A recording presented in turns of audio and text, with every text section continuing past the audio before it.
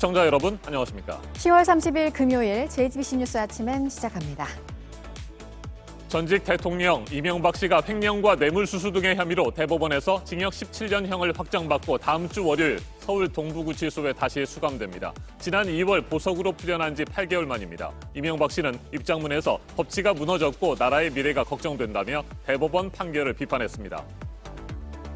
지난 4월 총선에서 회계 부정을 저지르고 불법 정치 자금을 받은 혐의를 받고 있는 민주당 정정순 의원에 대해 법원이 체포영장을 발부했습니다. 체포동의안이 국회를 통과하고 9시간 만입니다. 정 의원 측은 검찰에 자진 출석하기로 한 것으로 전해졌습니다. 윤석열 검찰총장에 대한 수사 지휘권을 발동하고 검사들을 대상으로 각종 감찰을 이어가고 있는 추미애 법무부 장관과 일선 검사들의 갈등이 증폭되고 있습니다. 커밍아웃하면 개혁만이 답이라는 추 장관의 소셜미디어 글에 검사 수십 명은 나도 커밍아웃 하겠다는 글을 검찰 내부망에 올리면서 반발하고 있습니다. 다음 달 3일 대선을 앞두고 트럼프 미국 대통령과 바이든 후보가 최대 승부처인 플로리다에서 나란히 유세에 나섭니다. 여론조사에서 두 후보가 접전을 벌이고 있는 곳이라 치열한 유세전이 예상됩니다.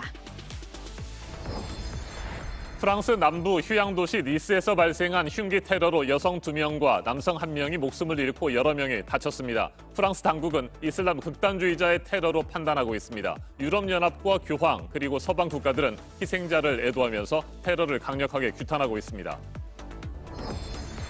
베트남 중부 지역을 휩쓴 태풍으로 90여 명이 사망하거나 실종됐습니다. 잇따른 산사태로 건물이 무너지고 어선이 침몰했습니다. 4만 명이 넘는 이재민이 나왔습니다. 다스는 누구의 것인가? 2007년 한나라당 대통령 후보 경선 때부터 13년 동안 끊임없이 제기됐던 국민들의 이 같은 물음에 대법원이 어제 최종적으로 답했습니다. 다스에서 252억 원을 횡령하고 삼성으로부터 89억 원가량의 뇌물을 받은 것으로 확인된 전직 대통령 이명박 씨가 다스의 실제 소유주라는 결론을 내렸습니다. 그러면서 징역 17년과 벌금 130억 원, 추징금 57억 8천만 원을 선고한 원심 판결을 확정했습니다.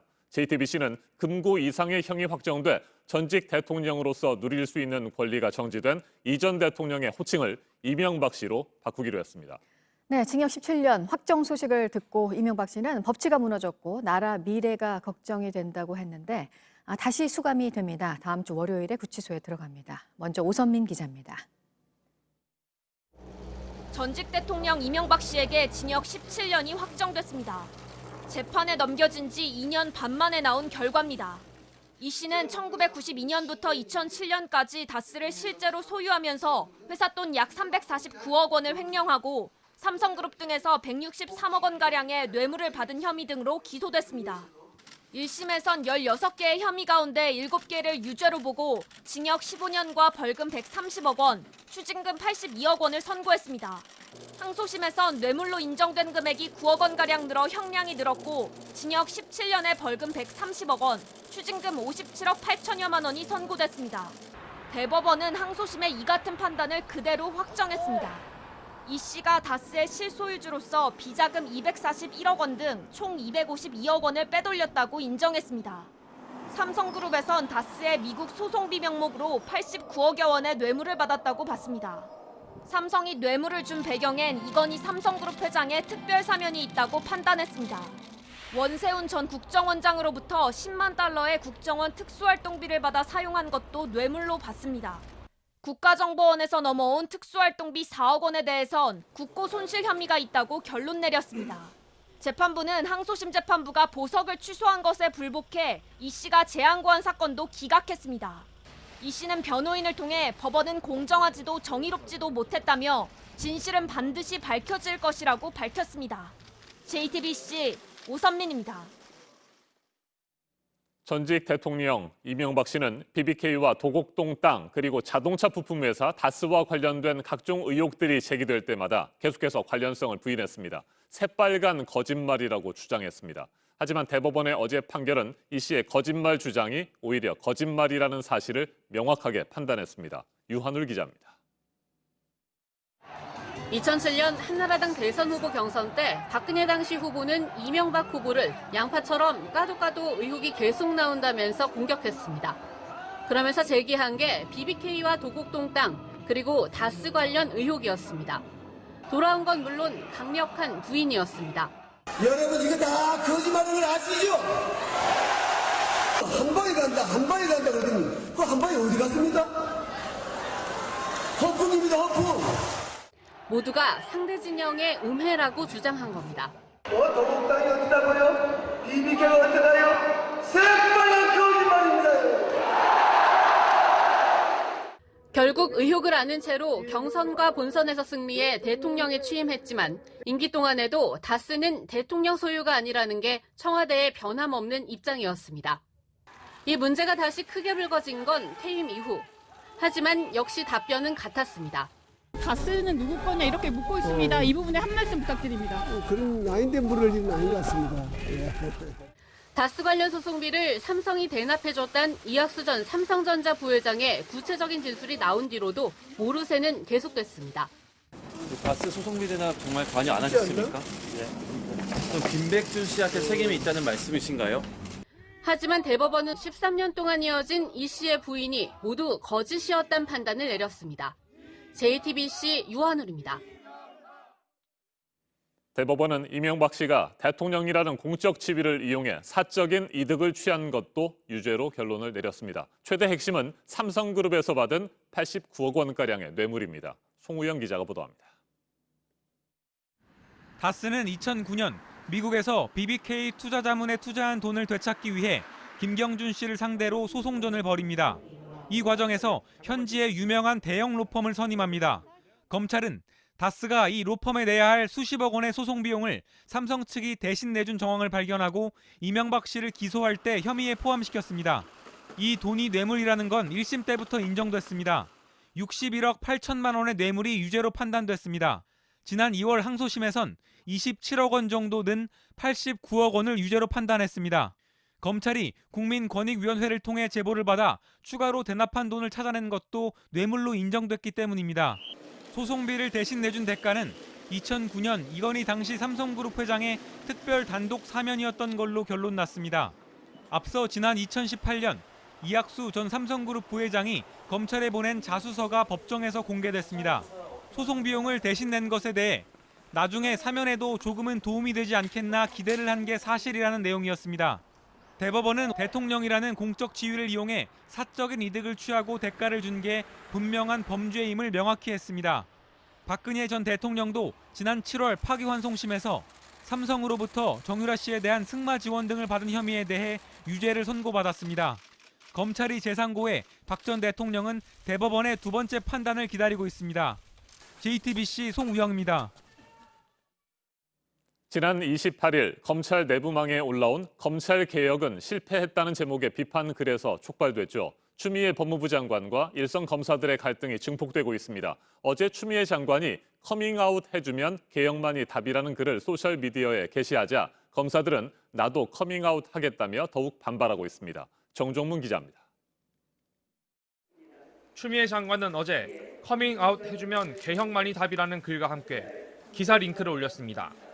한 검사가 동료 검사의 약점 노출을 막기 위해 지난 2017년 피의자의 면회를 막은 의혹 등에 대한 기사로 지난해 게재됐습니다. 앞서 조국 전 법무부 장관도 같은 기사를 소셜미디어에 올렸습니다. 기사에서 언급된 검사는 제주지검 이환우 검사입니다. 이 검사는 지난 28일 검찰 내부 게시망에 검찰개혁은 실패했다는 제목의 글을 올렸습니다. 검찰개혁의 핵심 철학과 기조가 크게 훼손됐다고 주장했습니다. 전현직 법무부 장관의 글은 검찰개혁을 문제 삼는 검찰 내부 주장들을 반박하기 위한 취지로 보입니다. 하지만 추 장관에게 반발하는 글은 이어졌습니다. 윤석열 사단 막내로 꼽히는 이복현 부장검사는 추 장관이 지시한 합동감찰에 대해 합동감찰이 뭔지 모르겠다는 내용의 글을 내부 게시망에 올렸습니다. 천정배 전 법무부 장관의 사위인 최재만 춘천지검 검사도 검찰 내부망에 이환우 검사와 동일하게 커밍아웃하겠다고 썼습니다. 윤석열 검찰총장은 어제 자신을 보좌했던 강남일 고검장이 있는 대전 고검과 이복현 부장검사가 있는 대전지검을 찾았습니다. 검찰 가족들이 어떻게 근무하고 있는지 총장으로서 한번 직접 눈으로 보고 또 애로사항도 들어보고 또 좀 등도 두들겨 주고 이렇게 하려고 온 거니까 윤 총장의 공개 일정은 8개월 만입니다. JTBC 정종문입니다. 11월 3일 미국 대통령 선거가 이제 초읽기에 들어갔습니다. 공화당 트럼프 대통령과 민주당 조 바이든 후보는 나란히 초경합지인 플로리다로 향했습니다. 선거가 임박한 상황에서 두 후보가 같은 날 플로리다 맞대결을 펼치는 것은 그만큼 이 지역이 갖고 있는 상징성과 중요성이 크기 때문입니다. 각종 여론조사에 따르면 트럼프 대통령이 플로리다에서 판세를 뒤집은 지 이틀 만에 바이든 후보가 또다시 앞서가는 등 초접전이 이어지고 있습니다. 워싱턴을 연결합니다. 임종주 특파원, 트럼프 대통령과 조 바이든 후보가 격전지 중에 최대 격전지 플로리다에서 결국 맞붙게 됐어요. 네, 트럼프 대통령은 플로리다 중부 템파로 날아갔고 바이든 후보는 남부 브로워드 카운티에서 유세를 하고 다시 템파로 향합니다. 트럼프 대통령은 코로나19 대유행의 위협을 최소화하는 데 초점을 맞췄고 바이든 후보는 트럼프 대통령이 여전히 군중을 동원하는 등 무모한 대응을 하고 있다는 점을 부각했습니다. We're never going to lock down again. We locked down, we understood the disease, and now we're open for business, and that's what it is. I'm not going to shut down the economy. I'm not going to shut down the country, but I'm going to shut down the virus. 미국의 3분기 국내 총생산 GDP가 30% 이상 오른 것을 놓고는 트럼프 대통령이 역사상 가장 높고 좋은 것이라며 반색한 반면 바이든 후보는 여전히 깊은 수렁에 빠져 있음을 보여주는 것이라는 상반된 인식으로 신경전을 벌였습니다. 네, 둘 중에 누구든지 경합주들 가운데 29명으로 가장 많은 선거인단을 갖고 있는 플로리다를 놓치게 되면 사실상 이번 대선에서 승리할 수 없을 것 같은데 어떻습니까? 네, 미국 대선은 선거인단 538명의 과반, 그러니까 270명을 누가 확보하느냐 하는 싸움입니다. 4년 전엔 트럼프 대통령이 대의원 101명이 걸린 경합주 6곳을 싹쓸이하며 306명을 확보했고 힐러리 후보는 232명을 얻는 데 그쳤습니다. 경합주를 빼고 그때와 결과가 같다고 가정할 경우 바이든 후보는 38명만 더 얻으면 승리할 수 있습니다. 산술적으로 여론조사에서 앞서 있는 미시간과 위스콘신에서 우세를 굳히고 플로리다를 얻으면 당선될 수 있다는 계산이 나옵니다. It's up to you. You hold the key. If Florida goes blue, it's over. It's over. 네, 그러나 바이든 후보가 플로리다를 놓치면 계산은 더 복잡해집니다. 만약 트럼프 대통령이 플로리다를 잃게 되면 승산이 희박해집니다. 자, 그렇다면 현재 초접전이 펼쳐지고 있는 플로리다를 비롯한 경합주들의 전반적인 판세 어떻게 되고 있는지 궁금합니다. 네, 플로리다는 트럼프 대통령이 여론조사에서 열세를 뒤집은 지 불과 이틀 만에 바이든 후보가 평균 1.4%포인트 차이로 다시 앞서며 엎치락 뒤치락하는 접전이 전개되고 있습니다. 애리조나도 동률로 팽팽한 승부가 이어지고 있고 노스캐롤라이나와 펜실베이니아는 바이든 후보가 각각 0.6%와 4.3%포인트 차이로 앞서지만 역시 오차 범위 내 접전 양상입니다. 위스콘신과 미시간은 6에서 8%포인트가량 바이든 후보가 우위에 있지만 투표율 등 여러 변수를 고려하면 섣불리 승부를 예단하기는 어렵습니다. 지금까지 워싱턴에서 JTBC 임종주입니다. 네, 들으신 대로 두 후보 모두 놓치면 위험해져서 사활을 걸고 있는 이 플로리다 지역인데요. 그런데 일부 지역에서 사전 투표에 차질이 있었던 것으로 전해졌습니다. 미국 남동부를 강타한 허리케인 때문입니다. 루이지애나주, 조지아주 등에서 사망자 3명이 나왔고 250만 가구의 전기가 끊겼습니다. 홍희정 특파원이 전해왔습니다. 집 높이의 절반까지 물이 차올랐습니다.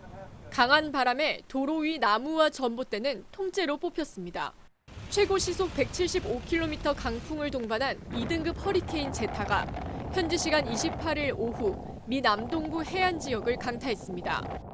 현재는 열대성 폭풍으로 세력이 약해졌지만 제타가 휩쓸고 간 지역 곳곳에는 피해 흔적이 고스란히 남아 있습니다. And one of them almost fell on me, so it was really scary. It was really scary. 루이지애나주를 포함한 6개 주에선 250만 가구와 사업장에 전력 공급이 끊겼습니다. 지금까지 3명이 숨진 것으로 전해졌습니다. 루이지애나주 50대 남성은 강풍에 끊어진 전기선에 감전돼 사망하는가 하면 미시시피주에선 해안가 선착장에서 허리케인 영상을 찍다 불어난 바닷물에 빠져 숨지는 사고도 있었습니다. 조지아주 남성은 강풍에 쓰러진 나무에 깔려 숨졌습니다. Everyone please be off the roads and be where you need to be safe for this storm. It's going to be quick, but it's going to be brutal. 미 국립기상센터는 제타가 내륙을 가로질러 해상으로 빠져나가는 만큼 곳곳에서 돌풍을 일으킬 수 있어 각별한 주의를 당부했습니다. 로스앤젤레스에서 JTBC 홍희정입니다. 베트남을 강타한 태풍 소식도 있습니다. 중부 지역에서 피해가 났는데 사망하거나 실종이 된 사람이 90여 명입니다. 박지훈 기자입니다. 야자 나무들이 심하게 흔들립니다. 건물 지붕이 떨어져 나갑니다. 지난 28일 시속 145km의 강한 비바람을 아는 제18호 태풍 몰라베가 베트남 중부 지역을 강타했습니다. 꽝남성에는 어제 300mm 이상의 비가 쏟아졌습니다. 마을 3곳에서 산사태가 발생해 19명이 숨지고 45명이 실종됐습니다.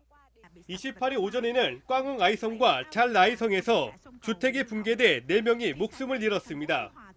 앞서 27일 오후 베트남 동쪽 해상에선 어선 2척이 침몰됐습니다. 이 때문에 선원 26명이 실종됐고 이 중에 12명이 숨진 채 발견됐습니다. 현재까지 사망자와 실종자는 모두 합해 94명에 달합니다. 뿐만 아니라 곳곳에서 주택과 농경지가 침수되고 시설물이 파손돼 이재민 4만여 명이 발생했습니다. 우리 교민들도 주택 창문이 깨지는 등 피해를 당했지만 다행히 인명피해는 없는 걸로 알려졌습니다. 태풍 몰라베는 현재 열대성 저기압으로 약화됐습니다. 하지만 기상당국은 내일까지 최고 700mm의 비를 더 뿌릴 걸로 전망했습니다. 베트남 중부 지방에서는 이달 초부터 몰라베가 접근하기 전에도 홍수와 산사태 등으로 130명이 숨지고 20명이 실종되는 등 이미 상당한 피해가 발생했습니다. JTBC 박지윤입니다. 프랑스를 비롯한 유럽 나라들과 이슬람권 나라들 사이에 갈등이 깊어지고 있는 중에 프랑스에서 이슬람 극단주의 테러가 일어나서 또 한 번 긴장감이 높아지고 있습니다. 노트르담 성당에서 3명이 숨졌습니다. 유럽연합 지도자들을 포함해서 전 세계 곳곳에서 이를 규탄하는 목소리를 냈습니다. 강버들 기자입니다. 현지 시간 29일 오전 프랑스 남부 휴양도시 니스의 노트르담 성당에 경찰의 총성이 울려 퍼집니다. 튀니지 출신의 21살 흉기 테러범이 총상을 입고 잡혔지만 이미 3명이 죽고 여러 명이 다친 뒤였습니다. Je viens d'apprendre à la télévision que notre sacristain a été assassiné, tué. C'est un choc. 무기배인 60대 여성과 흉기에 심하게 찔린 50대 중반의 남성 성당 관리인이 성당 안에서 숨진 채 발견됐습니다. 마지막 희생자는 40대 여성으로 상처를 입은 채 성당을 빠져나와 인근 카페로 달아났지만 결국 숨졌습니다. 프랑스 당국은 이슬람 극단주의 테러로 판단했습니다. Il ne fait aucun doute que l'auteur de ces actes, qui n'a cessé de répéter en boucle devant nous Allahu Akbar alors qu'il était médicalisé sur place. 프랑스 전역의 학교와 성당에 병력 4,000명이 배치되는 등 대테러 경계 수위는 샤를리 앱도 테러 등이 있던 2015년 수준으로 높아졌습니다. 지난 16일 표현의 자유를 가르치며 무함마드 풍자만평을 학생들에게 보여준 중학교 교사 사무엘 파티가 참수되는 등 잇따른 이슬람 극단주의 테러에 프랑스와 이슬람권 사이 갈등이 고조되고 있습니다. Et très clairement, c'est la France qui est attaquée. Et je le dis avec beaucoup de clarté une fois encore aujourd'hui. Nous n'y céderons rien. 서방권에서는 이번 사건에 대한 규탄이 이어졌습니다. 유럽연합이 프랑스와의 굳건한 연대의 뜻을 밝혔고 교황도 희생자에 대한 애도를 전했습니다. 한편 니스 테러가 벌어진 지 얼마 되지 않은 시간 사우디아라비아 주재 프랑스 대사관 경비가 흉기에 찔렸습니다. 또 프랑스 남부 아비뇽에서는 신은 위대하다고 외치며 권총으로 행인들을 위협하던 남성이 경찰의 총에 맞아 숨졌습니다. JTBC 강버들입니다. 우리 공무원이 북한군에 피격된 사건에 대해서 오늘 아침에 북한이 입장을 낸 게 있습니다. 남측에 우선적인 책임이 있다는 내용입니다. 보도국 연결해서 알아보도록 하겠습니다. 이재승 기자, 시신을 찾아서 돌려보내고 싶었지만 결실을 보지 못했다. 안타깝게 이런 내용도 들어가 있네요. 네, 다양한 의견을 내놨는데요. 북한은 조선중앙통신 보도를 통해서 서해 공무원 피격 사건이 남조선을 휩쓴 악성 바이러스로 인해서 긴장되고 또 예민한 시기에 발생했다라고 밝혔습니다. 그러면서 1차적인 책임은 주민을 통제 못한 남한 측에 있다고 주장했습니다. 아울러 시신 수색 노력을 계속했지만 아직 결실을 못 봐서 유감이라고 했습니다. 북한이 말하고자 하는 부분은 특히 이 부분에 방점이 있는 것으로 보이는데요. 우발적 사건이 남북 관계를 파국으로 몰고 온 전례가 되풀이돼서는 안 된다라고 강조했습니다. 그러면서 통신 보도에서는 국민의 힘을 비롯한 남측의 보수 세력들이 계속 만행이니 인권 유린이니 하고 동족을 마구 헐뜯고 있다라면서 비난을 했습니다. 네, 그리고 5년 전 아프리카 말리에서 있었던 테러의 주모자에게 선고가 내려졌는데 좀 이례적인 판결이 나왔다고요? 네, 그렇습니다. 세간의 이목을 끄는 이슬람 테러 단체 알카에다 대원이 말리에서 유죄 인정을 받은 것은 이번이 처음인데요. 2015년 11월 프랑스 파리 연쇄 테러가 일어난 지 일주일 만에 서아프리카 말리의 수도 바마코의 한 고급 호텔에서 인질극이 벌어졌습니다. 당시 170명을 인질로 삼았는데 인질극 와중에 러시아인과 중국인 또 미국인과 호텔 직원 등 모두 22명이 숨졌습니다. 당시 테러의 주모자였던 파우즈 울드 아우메드가 이번에 사형 선고를 받았는데요. 아우메드는 법정에서 이슬람 창시자 무함마드를 만평으로 비한 프랑스 주간지 샤를 에브도에 대한 보복이었다고 설명했습니다. 그러면서 아우메드는 테러에 대해 우리는 부끄러워하지 않고 자랑스럽다라고도 했는데요. 그러면서 슬프게도 그건 안 끝나고 계속 이어지고 있다면서 최근 에마뉴엘 마크롱 프랑스 대통령이 샤를 에브도와 관련한 교사 참수 사건 이후 표현의 자유를 옹호한 것을 언급한 듯한 그런 말도 했습니다. 이 밖에 새로운 소식은 8시 이후에 다시 연결해서 전해드리겠습니다. 지금까지 아침엔 지금 JTBC 이재승입니다. 이번에는 오늘 아침 체크해봐야 할 뉴스들을 분야별로 살펴보겠습니다. 먼저 정치 분야입니다. 이틀 전 문재인 대통령의 국회 시정연설을 앞두고 사전 간담회에 참석하려다가 청와대 경호관들에게 몸수색을 당한 국민의힘 주호영 원내대표가 청와대 경호처에 사과를 받았으며 이를 받아들인다는 입장을 밝혔습니다. 청와대 경호처장이 찾아와 의전이 매끄럽지 못해 죄송하다며 사과했고 알았다고 답했다고 설명했습니다. 조성재 전 대통령 비서실 고용노동 비서관이 청와대 2주택자 부동산 처분 권고에도 불구하고 끝까지 집을 팔지 않고 퇴직한 것으로 알려졌습니다. 서울 송파구와 세종시에 집이 있는데 서울 아파트 가격이 오르면서 퇴직 시점을 기준으로 재산이 지난해 말보다 3억 2천만 원가량 늘어난 것으로 파악됐습니다. 올해 7급 국가공무원 필기시험에서 여성 합격자의 비율이 역대 최고치를 기록했습니다. 합격자의 40.5%가 여성입니다. 여성 합격자는 지난 2016년부터 30% 후반대를 보이다가 이번에 처음 40%를 넘어섰습니다. 라인펀드 판매사에 대한 징계 수위를 결정하기 위해서 열린 제재심의위원회 회의에서 결론이 나오지 못했습니다. 금융감독원은 제재 대상자가 많아서 시간 관계상 회의를 일단 끝냈다면서 다음 주에 다시 회의를 열어서 심의를 이어가겠다고 밝혔습니다. 애플의 첫 5G 스마트폰 국내 정식 판매가 오늘부터 시작됩니다. 우리 업체 위주로 한정돼 있던 국내 5G 시장에 아이폰도 이제 출사표를 던졌고 경쟁은 한층 치열해지게 됐습니다. 사흘 전부터 파업에 들어간 롯데택배 노동자들이 파업을 중단하기로 했는데요. 어제 열린 노사협상에서 수수료 인상 문제 등에서 합의안이 나왔습니다. 내일부터 업무에 복귀를 합니다. 계속해서 사회 분야 뉴스입니다. 서해상에서 북한군의 총격을 받고 목숨을 잃은 해수부 공무원의 형이 해경에 시신 수색을 중단해달라고 요청했습니다. 최근 서해 불법 중국 어선이 기승을 부린다는 소식을 들었다며 어민들이 생업에 지장을 받는 상황에서 해경은 시신 수색을 중단하고 불법 중국 어선 대응 임무로 전환해달라고 부탁했습니다. 주한미군이 헬로윈 데이가 있는 이번 주말 전 장병의 서울 이태원 출입을 금지했습니다. 내일 오후 3시부터 일요일 오전 9시까지 이태원을 순찰하면서 지침을 어기는 장병을 단속할 방침입니다. 어제 오후 경북 포항시의 한 농가 창고에서 불이 났습니다. 창고 건물과 내부 집기들이 모두 불에 탔는데 인명피해는 없었습니다. 경찰이 화재 원인을 조사하고 있습니다.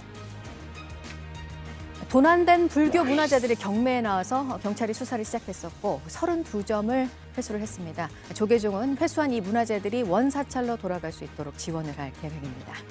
국보로 지정된 희랑대사상이 다음 달부터 경남 합천 해인사에서 공개가 됩니다. 현존하는 국내 유일의 초상 조각으로 얼마 전 보물에서 국보로 승격이 됐습니다. 제주에서 오늘 국제 드론 필름 페스티벌이 열립니다. 드론으로 촬영한 작품들을 선보이면서 기술과 또 예술성까지 보여주는 자리입니다. 고위공직자범죄수사처 처장 후보 추천위원회가 오늘 첫 회의를 열고 위원장을 뽑습니다. 추천위원 7명 가운데 6명 이상 찬성으로 공수처장 후보 2명을 추천하면 대통령이 1명을 지명해서 인사청문회를 거쳐서 임명이 됩니다.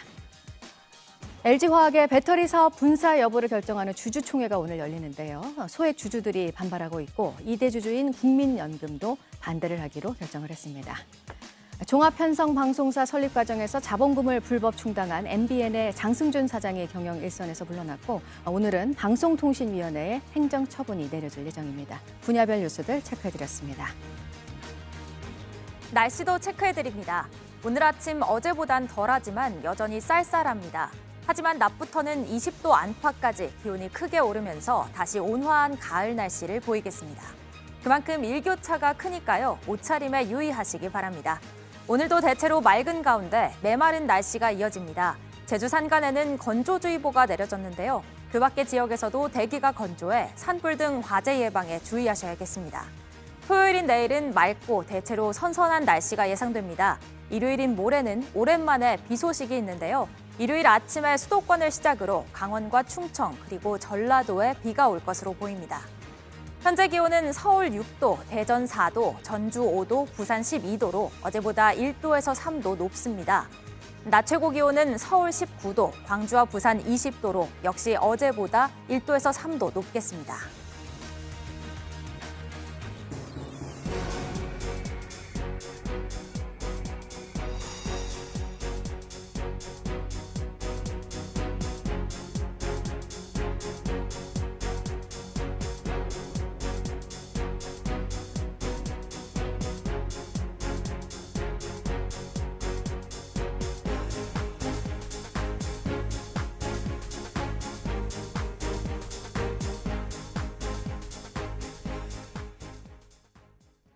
더불어민주당 정정순 의원에 대해 법원이 체포영장을 발부했습니다. 정 의원은 4.15 총선 당시 회계를 부정하게 처리하고 불법 정치자금을 수수한 혐의를 받고 있는데요. 어제 국회는 정 의원에 대한 체포 동의안을 압도적인 찬성으로 가결했습니다. 어환희 기자입니다. 정정순 의원에 대한 체포영장이 발부된 건 국회에서 체포동의안이 가결된 지 9시간 만입니다. 청주지방법원은 오늘 오전 0시쯤 정 의원에 대해 체포영장을 발부했습니다. 앞서 국회는 어제 오후 본회의 시작 40여 분 만에 정 의원에 대한 체포동의안을 통과시켰습니다. 가 167표, 부 12표, 기권 3표, 무효 4표로서 국회의원 정정순 체포동의안은 가결되었음을 선포합니다.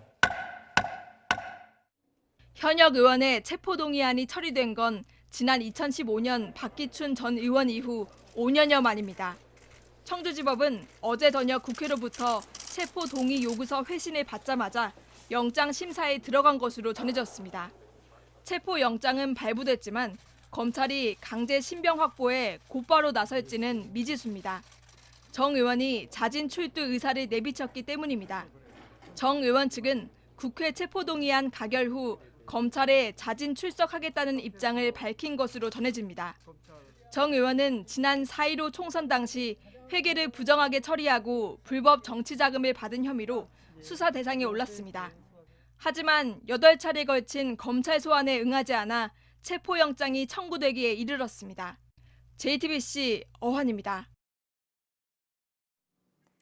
어제 오후 1시 20분쯤 대전 유성구에 있는 한 액상 전자담배 제조업체에서 폭발이 일어났습니다. 이 사고로 업체 관계자인 30대 이모 씨가 얼굴과 팔에 각각 1도 화상을 입었습니다. 소방당국은 원료를 증류하는 과정에서 폭발이 발생한 것으로 보고 정확한 사고 원인을 조사 중입니다.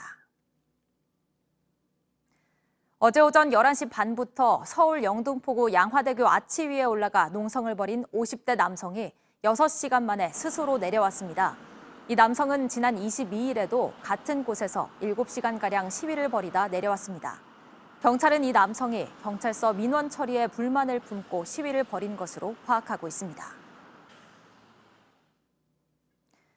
이혼한 뒤 양육비를 주지 않는 부모들의 신상 정보를 홈페이지에 공개했다가 허위 사실을 올린 혐의로 재판에 넘겨진 양육비 해결 모임 강민서 대표가 1심에서 무죄를 선고받았습니다. 서울 서부지법은 강 대표가 올린 게시물에 일부 허위 사실이 있었지만 이를 모두 확인하기 어려웠다는 점을 인정해 무죄를 선고했습니다. 앞서 강 대표는 자신이 운영하는 인터넷 홈페이지에 스키 강사 출신 남성이 20여 년간 양육비를 지급하지 않았다는 글을 올렸다가 허위사실 적시에 의한 명예훼손 혐의로 고소당한 바 있습니다.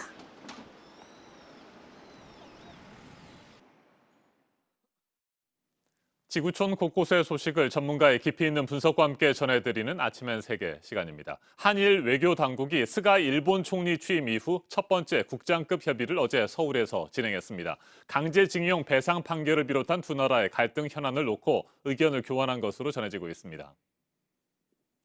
다키자키 시게키 일본 외무성 아시아 대양주 국장이 어제 오전 서울 외교부 청사를 찾았습니다. 이도훈 한반도 평화교섭 본부장과 김정한 아시아 태평양 국장을 차례로 만났습니다.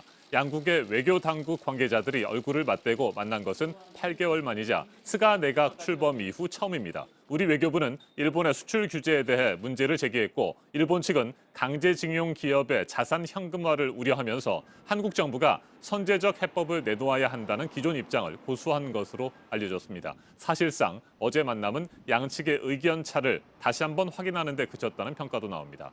회담을 끝낸 다키자키 국장 역시 취재진의 질문에 말을 아꼈습니다. 직접 들어보시겠습니다. 後でちゃんと説明しますから待ってください. 스가 총리가 취임 이후 첫 번째 소신 표명 연설에서 한국에 대해 어떤 입장을 밝힐지도 관심이었습니다. 그런데 지난 26일 연설에서 스가 총리는 한국은 중요한 이웃 나라이며 건전한 관계로 돌아갈 수 있도록 일본의 일관된 입장에 기초해 적절한 대응을 강력히 요구하겠다고 말했습니다. 아베 전 총리의 한일 관계 노선을 그대로 계승한 것으로 평가됩니다. 반면 중국에 대해서는 안정된 관계 유지를 강조했습니다. 스가 총리의 말도 들어보시죠. 中国との安定した関係は両国のみならず地域及び国際社会のために極めて重要です。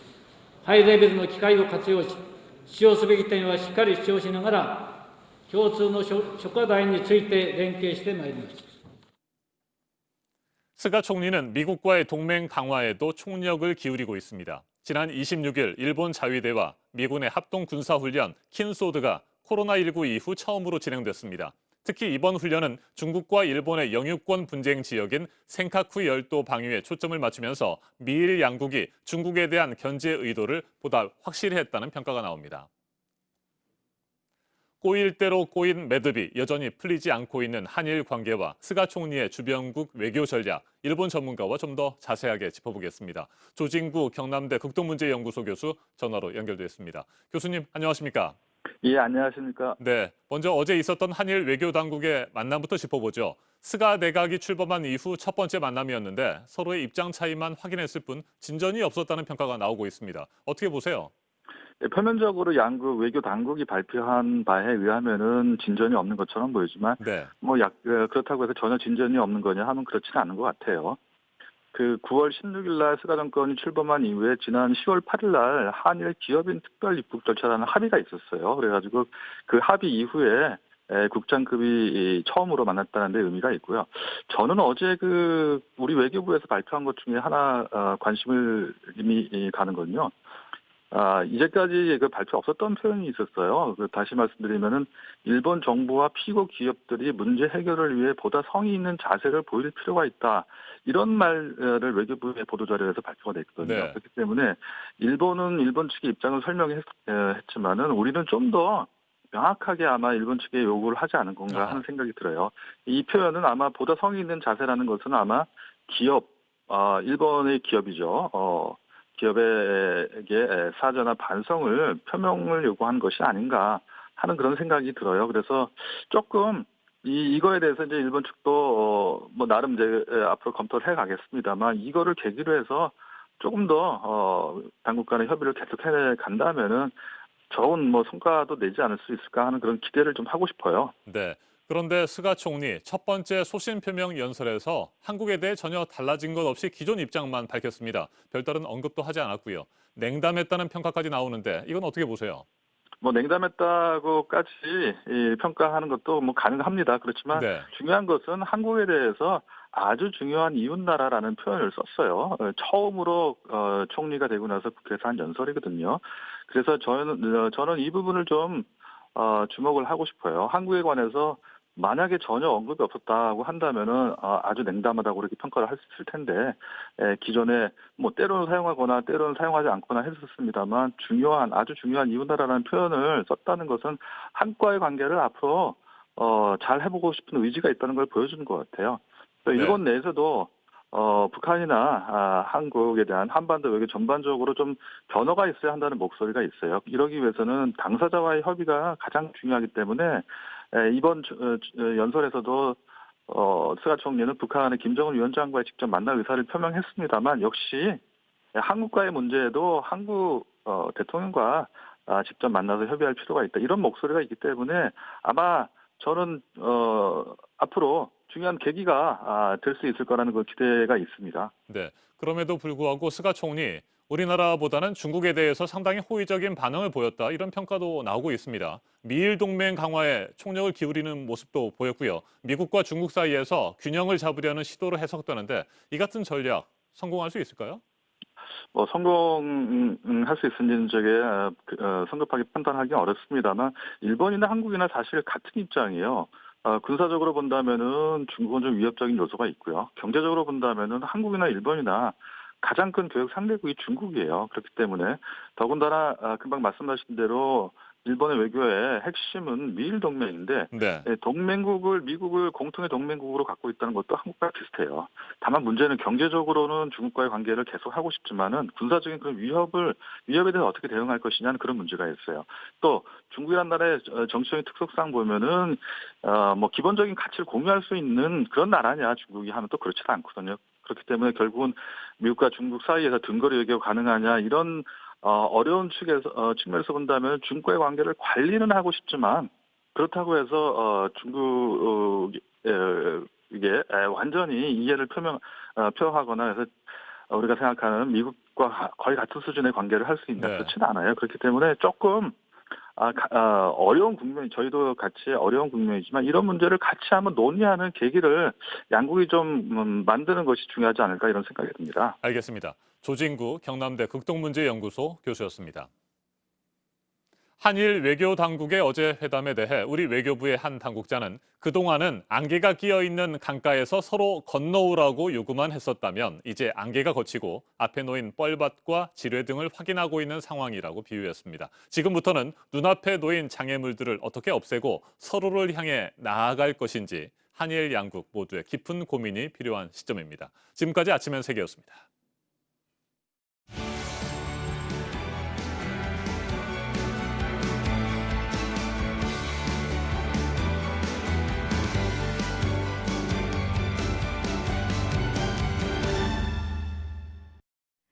네, 금요일 아침입니다. 8시 6분 지나고 있습니다. 세금의 기준이 되는 주택 공시가격이 시세와 차이가 너무 난다는 지적이 나왔었고 그래서 정부가 이번에 이 차이를 좀 좁히기 위한 방안을 내놨는데요. 함께 고려를 하고 있는 게 1주택 실거주자들에 대한 부담은 줄여주는 조치들입니다. 그런데 그 기준을 놓고 정부와 여당이 지금 말하고 있는 게 각각 다릅니다. 안지현 기자가 보도합니다. 민주당은 1주택 실거주자의 부담을 덜어준다며 재산세 인하를 공식화했습니다. 정부와 협의해서 중저가 1주택을 보유한 서민과 중산층에 대해서는 재산세 부담이 증가하지 않는 방안을 마련하도록 하겠습니다. 관심은 누구까지 깎아주느냐입니다. 당초 공시지가 6억 원 이하 기준이 유력했지만 9억 원까지 넓혀야 한다는 목소리가 나왔습니다. 수도권 주택 가격이 많이 오른 만큼 좀 더 많은 국민에게 혜택을 주자는 겁니다. 무엇보다 서울시장 보궐선거가 6개월도 남지 않은 상황에서 수도권 민심을 잡으려면 혜택을 보는 대상을 넓혀야 한다는 의도입니다. 하지만 정부는 기존대로 6억 원을 고수하는 걸로 알려졌습니다. 정부는 재산세 인하 대상이 늘어날수록 세금이 줄어들 것을 걱정한 걸로 보입니다. 또 기존대로 6억 원까지만 정해도 전체 가구의 78%가 혜택을 받는 만큼 충분하다는 겁니다. 정부와 여당의 입장차가 좁혀지지 않자 결국 당정회의가 연기됐습니다. 그 사이 절충안도 나오고 있습니다. JTBC 취재 결과 현행 최대 0.4%인 재산세를 구간별로 0.05%포인트씩 일률적으로 인하하는 방안이 유력했으나 9억 원까지 넓힐 경우 확대 구간에 대해선 인하를 하더라도 적게 해주자는 겁니다. 정부와 여당은 주말까지 더 조율한 뒤 이르면 다음 주 초쯤 최종 방안을 발표할 전망입니다. JTBC 안지연입니다. 보톡스 업체 메디톡스와 식약처 사이의 이 소송전, 저희가 뉴스체크에서 몇 번 소식을 전해드렸었는데 올해 들어서 벌써 두 번째입니다. 식약처는 국가 출하 승인을 받지 않고 판 제품의 품목 허가를 취소하겠다고 했고, 메디톡스는 그럴 필요가 없는 제품이었다면서 맞서고 있습니다. 박영우 기자입니다. 올해 상반기 식품의약품안전처는 메디톡스의 품목 허가를 취소했고 메디톡스는 행정소송으로 맞섰습니다. 그런데 하반기 들어 또다시 소송전이 벌어졌습니다. 지난 19일 식약처가 또다시 메디톡스 제품에 대해 회수 폐기 명령 조치를 내렸습니다.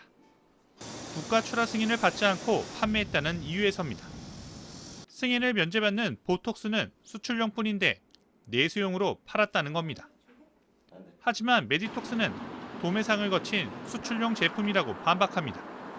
따라서 국가 출하 승인 면제 대상인데 약사법 위반을 적용한 건 잘못됐다며 법원에 행정처분 집행정지 가처분 신청을 냈습니다. 법원은 집행정지 신청의 결과가 나오는 다음 달 13일까지 일단 회수 폐기 명령의 효력을 정지했습니다. 법정 다툼의 핵심은 도매상이 제품을 사서 수출한 걸 내수용으로 볼 거냐, 수출용으로 볼 거냐입니다. 또 하나의 쟁점은 업계 관행을 인정하느냐입니다. 지금까지 도매상을 통해 보톡스를 수출하는 업체가 적지 않았기 때문입니다. 이 부분은 이제 일부 진행 사례가 있다. 다른 보톡스를 생산하는 회사들도 다 하고 있는 부분이라 문제 제기를 삼는다면 보톡스를 생산해서 수출하는 회사들을 다 검수를 하고 확인하시는 게 형평성에 더 맞지 않나. 이에 대해 식약처는 다른 업체에 대해서도 위법 사항이 발견될 경우 조사할 계획이라고 말했습니다. JTBC 박영우입니다. 징역 17년의 확정 판결을 받은 전직 대통령 이명박 씨. 검찰의 수사 역시 대선을 앞둔 2007년에 처음 시작됐습니다. 결론은 이명박 씨를 다스의 실소유자로 볼 증거가 없다였는데요. 대선 직후 특검의 수사 결과도 비슷했습니다. 하지만 2018년 다시 시작한 수사에서 실소유자가 이명박 씨라고 결론낸 검찰은 이 씨를 재판에 넘기면서 당시에 밝혀졌으면 대통령 당선이 무효가 될 수 있었다고 했습니다. 지난 13년간의 과정을 박병현 기자가 정리했습니다. 다스의 존재가 본격적으로 알려진 건 2007년 7월 약 13년 전입니다. 당시 한나라당 대선 후보 경선 때입니다. 도곡동 땅과 다스의 실제 주인이 이명박 씨가 아니냐 논란이 불거졌습니다. 이 씨는 사실이 아니라고 했고 2007년 12월 대통령 선거 전에 서울중앙지검은 이 씨 소유로 볼 증거가 없다고 결론 내렸습니다. 검찰 수사 결과에 공정성 논란이 불거졌고 대선이 끝난 2008년 1월 정호영 특검이 다시 수사에 나섰습니다. 하지만 결론은 같았습니다. 다스 주식을 이 씨가 가진 사실이 없다는 게 특검의 결과였습니다. 10년 넘게 다스 의혹은 의심만 무성한 상태였습니다. 2017년 새로운 사실이 드러났습니다. 정호영 특검의 부실 수사 논란입니다. 당시 특검이 다스가 비자금을 만들었다는 증거 서류를 확보하고도 이 씨 측에 그대로 돌려준 사실이 드러났습니다. 시민단체가 검찰에 고발했고 2018년 1월 검찰은 다스 본사 등을 압수수색하며 다시 수사에 나섰습니다. 김성우 전 다스 사장, 김백준 전 청와대 총무비서관 등 이 씨 측 핵심 인물들이 과거 수사 때와 달리 진술을 바꾸기 시작했습니다. 그해 3월 검찰은 이 씨를 구속했습니다. 그리고 4월 자신들의 과거 수사 결과를 뒤집고 이 씨를 재판에 넘겼습니다. 검찰은 84쪽에 달하는 공소장에 다스는 이 씨 것이란 결론을 내렸습니다. 당시 공소장엔 2008년 1월까지 대법원에 소송이 제기돼 판결이 확정나면 당선이 무효가 될 수 있었다고 적혀 있습니다. JTBC 박병현입니다. 이명박 씨는 다음 주 월요일에 다시 수감됩니다. 구속집행이 정지된 지 8개월 만인데요. 벌금 130억 원과 추징금 57억여 원을 받아내는 절차도 시작됩니다. 박지영 기자입니다. 다음 주 월요일 이명박 씨가 다시 수감됩니다. 지난 2월 건강이 좋지 않다는 등의 이유로 풀려난 지 8개월 만입니다. 이 씨 측은 선고 직후 병원 진찰과 약 처방 일정이 예정돼 있다며 형 집행에 대한 출석 연기를 요청했습니다. 검찰은 이를 받아들였고 규정에 따라 3일 이내인 다음 주 월요일에 형을 집행하기로 결정했습니다. 이 씨는 이날 서울중앙지검에 출석한 뒤 검찰과 함께 동부구치소로 이동합니다. 이 씨는 지난 2018년 3월 처음 구속됐습니다. 이후 한 차례 보석을 신청해 풀려났고 올해 2월 항소심 선고로 다시 구속됐습니다. 이 씨는 곧바로 재항고했습니다. 법원은 재항고에 대한 대법원의 판단이 있기 전까지 구속 집행을 정지한다며 석방을 결정했습니다. 이에 따라 올해 2월부터는 집에서 생활해왔습니다. 조만간 검찰에선 벌금과 추징금을 환수하는 절차도 시작됩니다.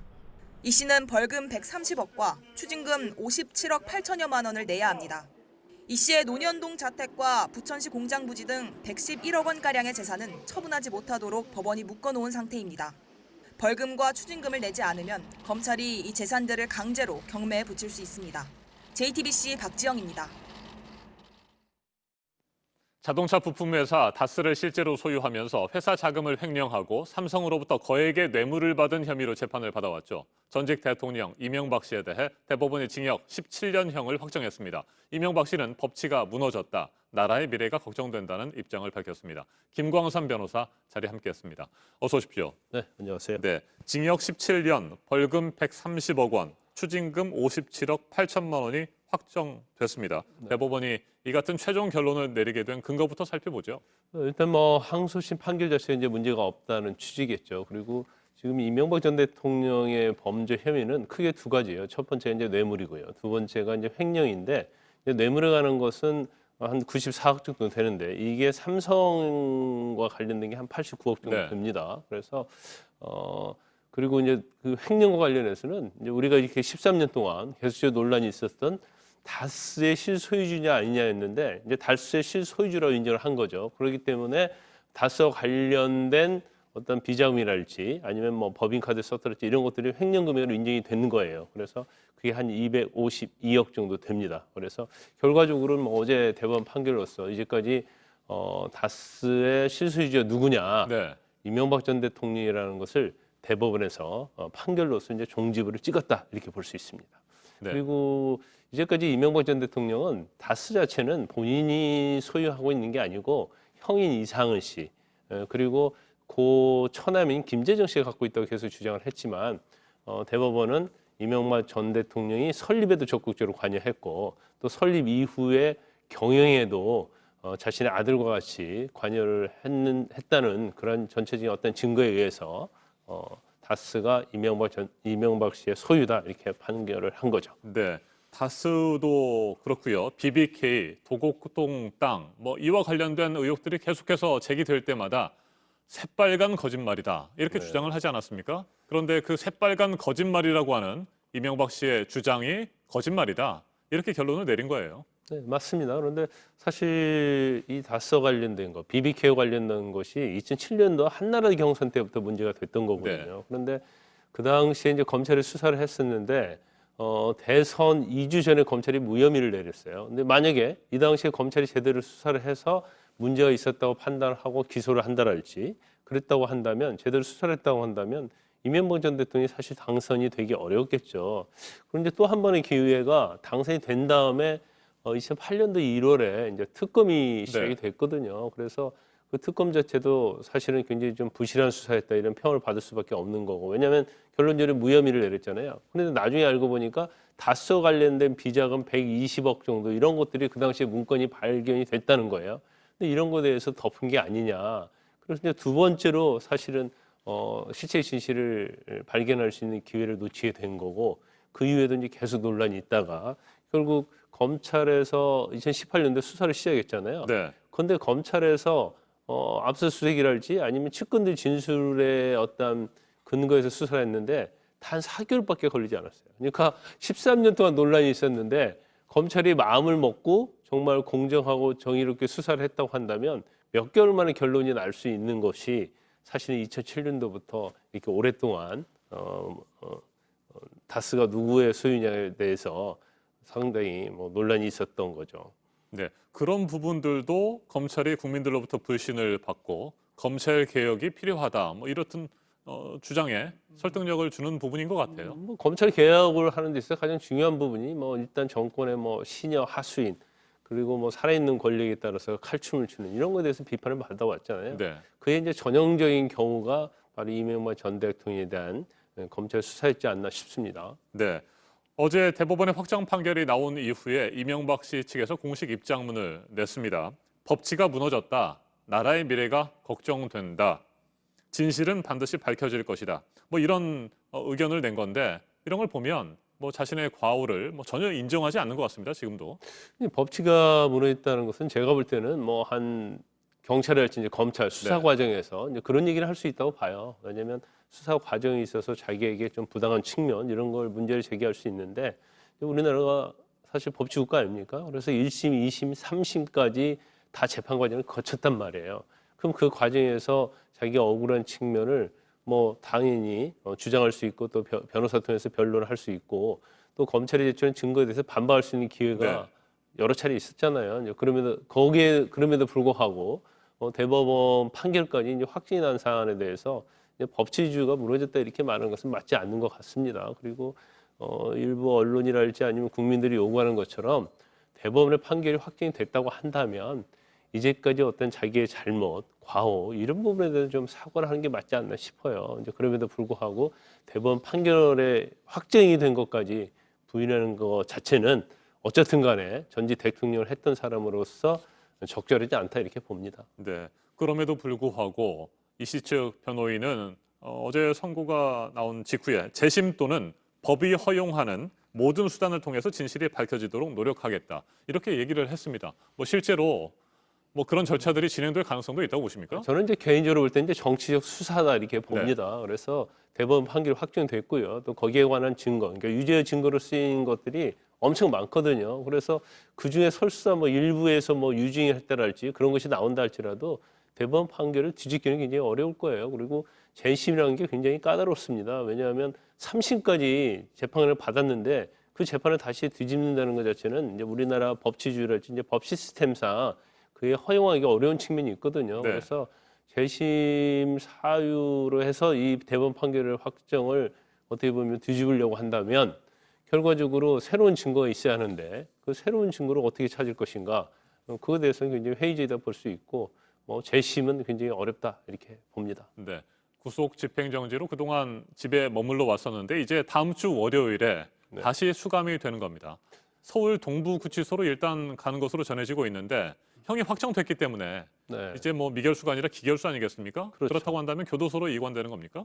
일단 뭐 지금 구속이 되지 않는 구속 집행이 정지된 상태에서 대법원 판결로 이제 확정이 됐어요. 그래서 이제 실형 선고를 받았기 때문에 일단 서울중앙지검에서 형 집행을 해야 하는데 일반적으로는 대법원 판결이 확정이 되면 소환 절차를 거치죠. 그리고 대법원 다음 날 6시 정도까지 신변 정리하고 검찰로 소환을 합니다. 그런데 아마 대통령이기 때문에 이제 업무 처리 지침에 의하면은 한 3일 정도 여유를 줄 수가 있어요. 그래서 뭐 그런 부분에서 애우 차원에서 한 3일 정도 준 걸로 보이고 그러면 중앙지검에서 집행을 한 다음에 동부지검으로 인계를 할 것이고 이제 동부지검에서 이제 수용자를 분류해서 아마 교도소로 다시 이관될 가능성이 큽니다. 알겠습니다. 오늘 여기까지 듣겠습니다. 김광삼 변호사였습니다. 말씀 잘 들었습니다. 자신의 아파트에 불을 지르고 흉기를 휘둘러 이웃 주민 5명을 숨지게 한 안인득에 대해 대법원이 어제 무기징역을 확정했습니다. 조현병으로 인한 심신미약을 인정해 사형에서 무기징역으로 감형된 2심 판결을 그대로 유지했습니다. 유족들은 강하게 반발하고 있습니다. 고승혁 기자가 보도합니다. 살인과 방화 등의 혐의로 재판에 넘겨진 안인득에게 대법원이 무기징역을 선고했습니다. 안 씨는 지난해 4월 자신이 살던 경남 진주의 한 아파트에 불을 지른 뒤 대피하는 주민에게 흉기를 휘둘렀습니다. 5명이 숨지고 17명이 다쳤습니다. 애초 안 씨는 국민참여재판으로 진행된 1심에서 사형을 선고받았습니다. 하지만 2심에서 무기징역으로 감형됐습니다. 안 씨가 범행 당시 조현병으로 인해 심신미약 상태였다는 주장이 받아들여진 겁니다. 안 씨는 무기징역이 과하다며 검사는 무기징역은 약하다며 대법원에 상고했습니다. 대법원은 양측 주장을 모두 받아들이지 않고 무기징역을 어제 확정했습니다. 유족들은 거세게 반발하고 있습니다. 일부 언론을 통해 안 씨가 심신미약으로 잘 먹고 잘 살 것 같다며 마음의 상처만 더 커져 고통스럽다고 토로했습니다. 온라인에서도 사상자가 수십 명인데 무기징역은 솜방망이 처벌, 사법부를 믿지 못하겠다는 등 목소리가 쏟아졌습니다. JTBC 고승혁입니다.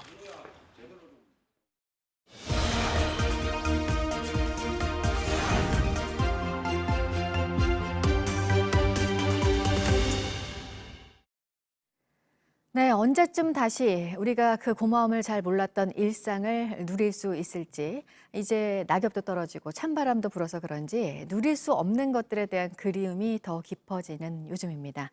많이 지친 시민들을 응원하는 전시가 있습니다. 그 모습 함께 보시겠습니다. 서울에 있는 동대문 디자인 플라자의 외벽에 투사하는 작품들을 보여주는 지난해부터 시작된 행사인데 올해는 역시 코로나 때문에 온라인으로 볼 수 있게 했습니다. 푸른빛의 이 작품은 시민들의 일상을 담은 사진으로 만들어졌는데 힘차게 날아오르는 종이학도 보이고요. 늘 감사한 마음을 갖고 있는 의료진들에 대한 마음도 들어가 있습니다. 시민들의 얼굴을 바탕으로 한 작품도 있습니다. 이 작품 이름은 페이스 오브 시티입니다. 묵묵히 제자리에서 각자의 몫을 다하고 있는 한 명 한 명을 위로를 합니다. 네, 건물 벽이 전시 무대가 되는 곳 한 곳 더 소개해드리겠습니다. 여기는 충북 청주인데요. 해방 이후 세워져서 2,000명 노동자들이 일을 한 담배 공장이었다가 미술관이 된 곳입니다. 공장 굴뚝의 연기, 담배 연기, 그리고 그 안에 노동자들의 숨, 60, 70년대 회색빛의 숨을 작품들은 말하고 있는데요. 관련 앱을 다운받아서 이렇게 휴대전화 화면을 미술관 외벽에 비추면 담배 공장의 75년 역사가 순서대로 그려지기도 합니다. 산업화의 흔적들이 어떻게 만들어졌는지 그 풍경들을 보여줍니다. 두 편의 전시 소개해드렸습니다. 아침엔 라이프였습니다. 세계무역기구 WTO 사무총장 선거에서 유명희 통상교섭본부장보다 많은 지지를 받은 나이지리아 후보가 결국 자신이 될 것이다, 이런 입장을 밝혔습니다. 보도국 연결해서 알아보겠습니다. 미국 쪽에서 우리 후보를 지지한 게 변수로 꼽혔는데 문제가 좀 있더라도 자신이 사무총장이 될 거라는 입장이죠? 네, 그렇습니다. 나이지리아의 오콘주엘라 후보는 마지막 선호도 조사에서 경쟁자인 유명희 본부장을 제치고 가장 많은 지지를 얻었습니다. 그래서인지 현지 시간 29일에 트위터에 일부 문제에도 불구하고 결국 자신이 만장일치로 될 것으로 생각한다, 이렇게 밝혔습니다. 오콘주엘라 후보는 이틀 전 일본 스가 총리에게 감사를 표하기도 했는데요. 일본이 온실가스 배출 규제를 강화한다는 방침을 환영한다는 내용이었지만 일본의 유명히 반대에 대한 감사를 표한 것으로 받아들여지고 있습니다. WTO 사무총장은 164개 회원국 만장일치 합의로 뽑는데 최종 결과는 11월 9일 열리는 일반 이사회에서 확정될 예정입니다. 미국이 공개적으로 유 본부장 지지를 선언하면서 회원국 전체 합의 과정에서 차질이 빚어질 가능성도 있는데요. 총회에서 만장일치가 안 되면 최후의 수단으로 투표를 통해 당선자를 가릴 수 있는데 WTO 역사상 전례가 없는 일입니다. 네, 그리고 국제동물보호단체가 우리나라와 관련해서 하나 전한 내용이 있다고요? 네, 그렇습니다. 국제동물보호단체인 휴메인 소사이언티 인터내셔널은 지난 22일에 충남 서산시 해미면에 있는 개 농장에서 170마리의 개를 구조했습니다. 그리고 앞서 구조한 26마리를 합쳐서 모두 196마리를 미국으로 데려갔는데요. 구조된 개들은 진돗개와 골든 레트리버, 푸들 등 다양한 견종이 섞여 있습니다. 개들 대부분은 미국 워싱턴 DC에 있는 임시보호소에 30일 이상 머무르면서 건강검진을 받고 백신을 접종할 예정입니다. 동물보호단체 HSI는 성명을 통해서 한국인 대부분은 개고기를 자주 먹지 않고 또 금지에 대한 지지가 커지고 있지만 여전히 수천 곳의 개농장이 있다면서 한국 정부가 개농장 사업을 금지하길 기대한다, 이렇게 밝혔습니다. 지금까지 아침엔 지금 JTBC 이재승입니다. 오늘 전국이 대체로 맑겠습니다. 아침엔 쌀쌀하지만 낮에는 기온이 크게 오르면서 일교차가 크겠습니다. 제주 산간에 건조주의보가 발효되는 등 메마른 날씨도 계속되겠습니다. 오늘 낮 최고 기온은 서울 19도, 광주와 부산 20도로 어제보다 1도에서 3도 높겠습니다. 토요일인 내일도 맑은 날씨가 이어지겠지만 일요일인 모레는 중부와 호남 지역에 비가 내리겠습니다. 아침엔 뉴스워치, 오늘 하루 관심을 가지고 지켜봐야 할, 기억해야 할 뉴스 끝으로 정리해드립니다. 전직 대통령 이명박 씨가 횡령과 뇌물수수 등의 혐의로 대법원에서 징역 17년형을 확정받고 다음 주 월요일 서울 동부구치소에 다시 수감됩니다. 지난 2월 보석으로 풀려난 지 8개월 만입니다. 이명박 씨는 입장문에서 법치가 무너졌고 나라의 미래가 걱정된다며 대법원 판결을 비판했습니다.